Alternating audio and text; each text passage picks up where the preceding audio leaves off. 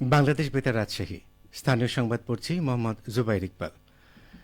পানি সম্পদের টেকসই ব্যবহার ও সুষ্ঠু ব্যবস্থাপনার লক্ষ্যে রাজশাহী পবা উপজেলায় বাংলাদেশ পানি আইন ও পানি বিধিমালা বিষয়ে অবহিতকরণ কর্মশালা অনুষ্ঠিত হয়েছে। গতকাল উপজেলা পরিষদ মিলনায়তনে অনুষ্ঠিত কর্মশালায় সভাপতিত্ব করেন উপজেলা নির্বাহী কর্মকর্তা আরাফাত আমান আজিজ। এতে প্রধান অতিথি হিসেবে ভার্চুয়ালি যুক্ত ছিলেন ওয়ারপোর মহাপরিচালক মোহাম্মদ লুৎফর রহমান। কর্মশালায় ওয়ারপো পরিচালিত একটি সমীক্ষার ফলাফল উপস্থাপন করা হয়, যেখানে পবা উপজেলার বিভিন্ন এলাকায় পানি সংকট ও দূষণের চিত্র উঠে আসে।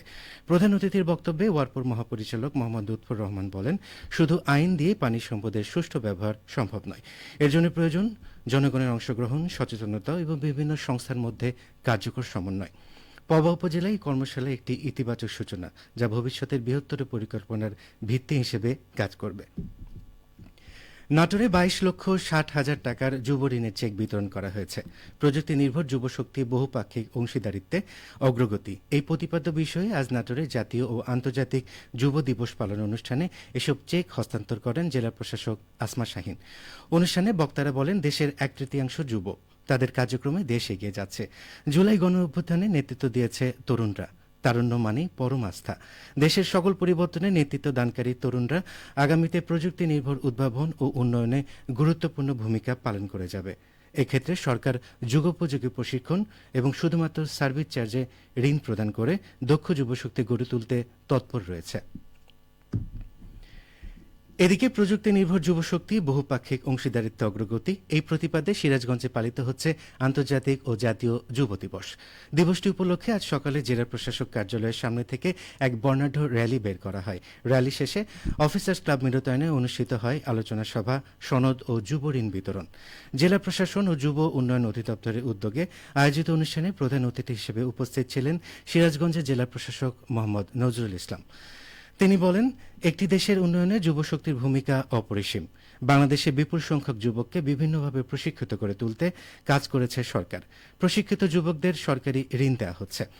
অতিরিক্ত জেলা প্রশাসক সার্বিক গণপতি রায়ের সভাপতিত্বে অনুষ্ঠানে আরও উপস্থিত ছিলেন পুলিশ সুপার মোহাম্মদ ফারুক হোসেন সহ যুব উন্নয়ন অধিদপ্তরের কর্মকর্তারা। চাঁপাইনবাবগঞ্জে শিবগঞ্জে পদ্মা নদীর ভাঙনে ক্ষতিগ্রস্ত 283 পরিবারকে চাল, শুকনো খাবার, ঢেউটিন ও চেক বিতরণ করা হয়েছে। গতকাল উপজেলার পাকার বগলাউড়ি ও দুর্লভপুরের মনোহরপুর এলাকায় ক্ষতিগ্রস্ত এসব পরিবারের মাঝে খাদ্য সামগ্রী, ঢেউটিন ও চেক বিতরণ করেন জেলা প্রশাসক মোহাম্মদ আব্দুস সামাদ। এর মধ্যে পাকায় 150 পরিবারকে 220 কেজি জিয়ার চাল, দুর্লভপুরে 129 পরিবারকে শুকনো খাবার, 30 কেজি চাল, 4 পরিবারকে 2 বান্ডিল করে ঢেউটিন, 6,000 টাকার চেক এবং শুকনো খাবার দেওয়া হয়। এছাড়াও বন্যার্তদের মাঝে পানি বিশুদ্ধকরণের ট্যাবলেট দেওয়া হয়। পাবনা সদর উপজেলায় নকল ও অবৈধভাবে ফুড সিরাপ তৈরির দায়ে এস-সান নামের একটি কোম্পানিকে 50,000 টাকা জরিমানা করেছে জাতীয় ভোক্তা অধিকার সংরক্ষণ অধিদপ্তর। গতকাল উপজেলার রামানন্দপুরে এই অভিযান চালানো হয়। অভিযানে নেতৃত্ব দেন জাতীয় ভোক্তা অধিকার সংরক্ষণ অধিদপ্তর পাবনার সহকারী পরিচালক মাহমুদ হাসান রনি। তিনি জানান, বিএসটিআইয়ের মিথ্যা বিজ্ঞাপন ব্যবহার করে পাওয়ার নামে ফুড সিরাপ বিক্রয়ের অপরাধে কোম্পানির মালিককে 50,000 টাকা জরিমানা করা হয়। এছাড়াও মালিকের কাছ থেকে এ ধরনের কাজ না করার মুচলেখা নেওয়া হয়। পরে অনুমোদিত এসব পণ্য ধ্বংস করা হয়। জনস্বার্থে এ ধরনের অভিযান অব্যাহত থাকবে। একটি শোক সংবাদ। বাংলাদেশ বেতার রাজশাহী কেন্দ্রের বিশেষ শ্রেণীর উচ্চাঙ্গ সঙ্গীত শিল্পী, শিল্পকলা পদক এবং 21 পদকপ্রাপ্ত পণ্ডিত অমরেশ রায়চৌধুরী আজ সকালে নিজ বাসভবনে শেষ নিঃশ্বাস ত্যাগ করেছেন। মৃত্যুকালে তার বয়স হয়েছিল 96 বছর। তার শেষকৃত্য আজ সন্ধ্যায় পঞ্চবটি মহাশ্মশানে অনুষ্ঠিত হবে।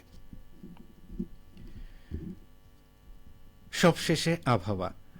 আজ দুপুর 12টায় রাজশাহীতে তাপমাত্রা ছিল 32.8 ডিগ্রি সেলসিয়াস। এ সময় বাতাসের আপেক্ষিক আর্দ্রতার পরিমাণ 77%। রাজশাহী ও পার্শ্ববর্তী এলাকায় আজ সূর্যাস্ত সন্ধ্যায় 6:41। সংবাদ শেষ হল। আমাদের পরবর্তী সংবাদ দুপুর 2:05।